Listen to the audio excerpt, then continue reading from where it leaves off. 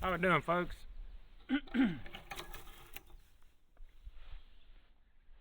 Daniel Swartz here from Wisconsin. So, story time.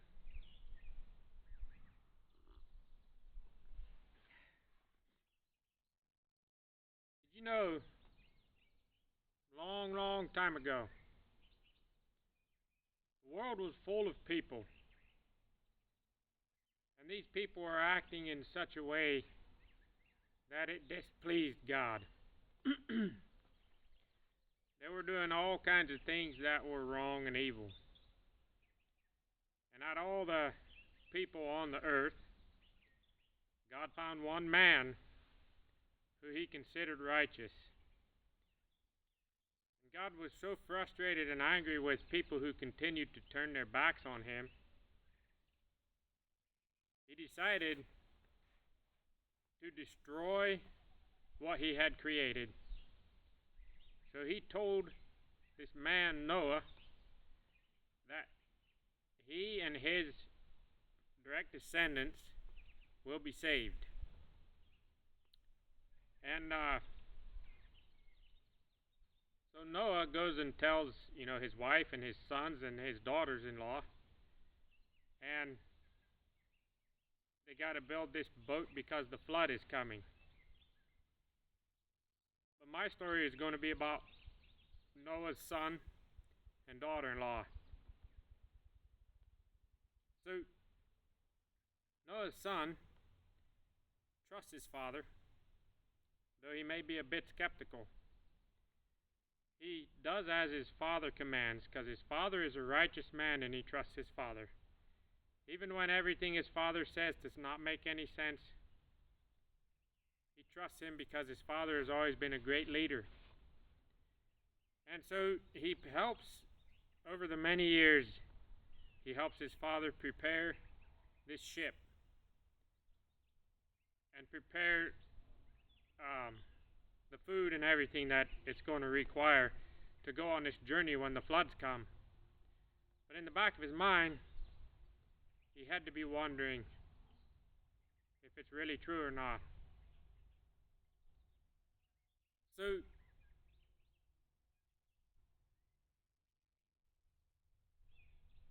days go on, and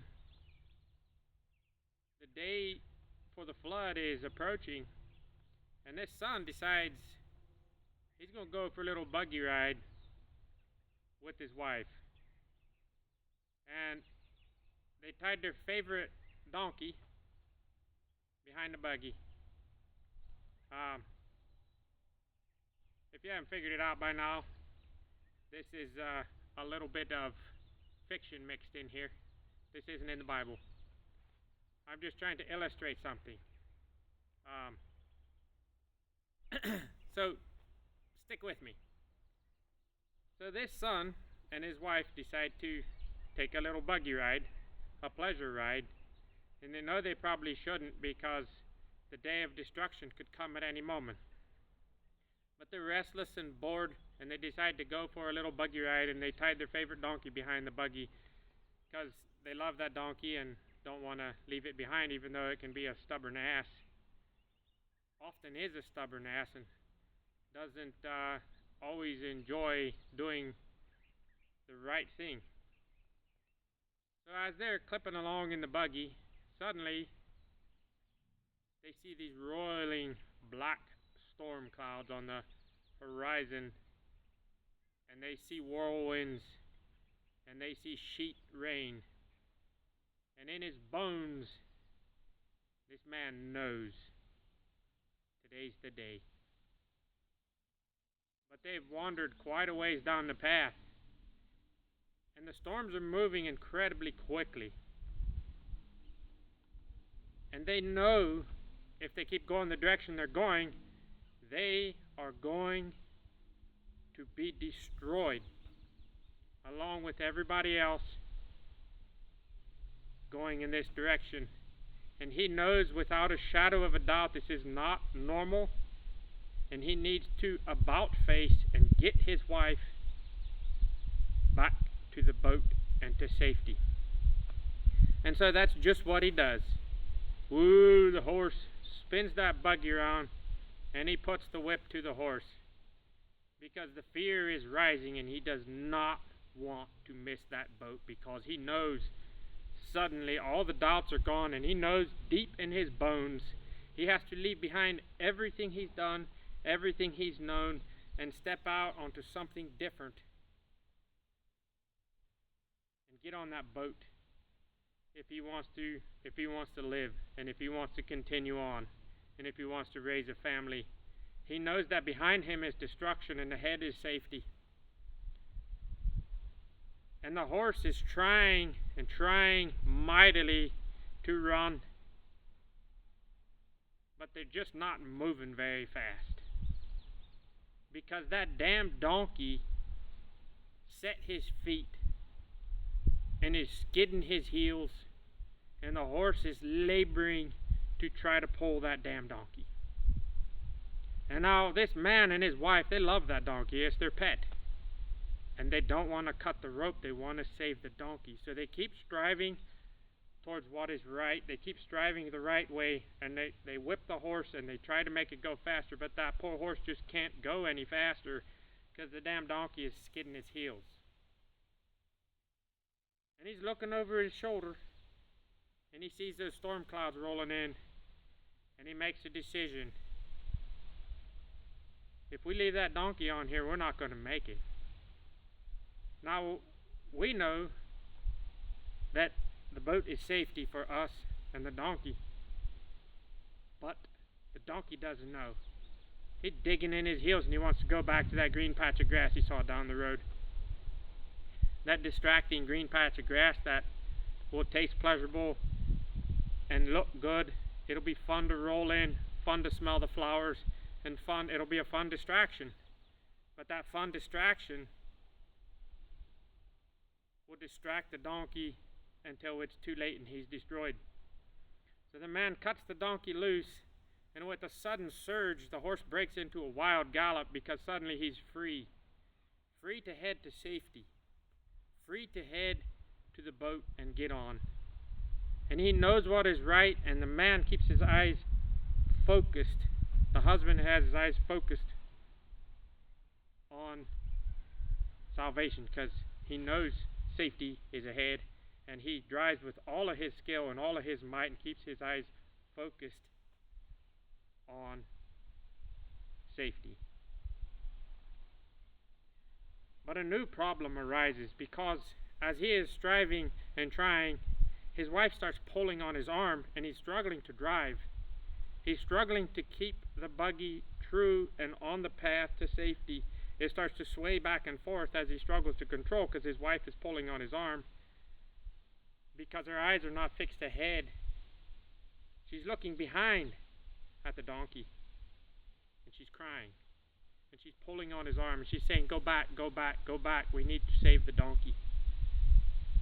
And he knows without a shadow of a doubt, if he does that, they won't make it to the boat before the rains come. In fact, the wind is picking up, and things are looking pretty bad already. So the wife has a choice: to focus her eyes on the same goal of her husband and help him get them both to safety, or she can tug and tug until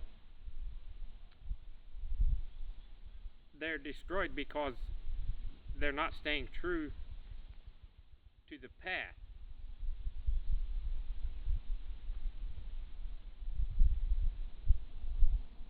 So she has a choice to make. Her choice is this. She knows in her heart too that she can't have both. She can see all the evidence. She has to choose what's right and allow the stubborn donkey to its own destruction because the donkey was too dumb to gallop with them to safety and gallop with them to something better. Don't be like the wife and get distracted by those in your life who do not want to stop doing their destructive behavior. It's fun. Of course it's fun. But it's not good. for you. It's the kind of fun that will distract you until it's too late. Don't be like the wife who's looking back at those who have chosen the path of destruction. They've chosen simple and quick pleasures instead of staying true to the path and getting to salvation. And she's looking back so much she's about to derail the train. And then she will end up not reaching salvation. She will end up ruining herself because she keeps looking back instead of forward to what is good. Do not cry over situations and persons and things that God has removed from your life for your own good, for the betterment of your soul and your heart. Don't look back and cry over what God has removed from your life. Don't pine over the things that God has taken away, because you're telling God that you wished He hadn't, even though He did it for your own sake because it was better for you. Keep your eyes focused forward on what you know to be good and true, and just don't look back at all the distractions and the dumb people who got distracted by quick and easy pleasures, or you will end up with those being destroyed. Keep your eyes looking forward to that which is good. Anyway, it's something that was rattling around in my head, and I thought I'd share it. Hopefully somebody out there will get a little value out of it. Y'all have a great and God blessed day.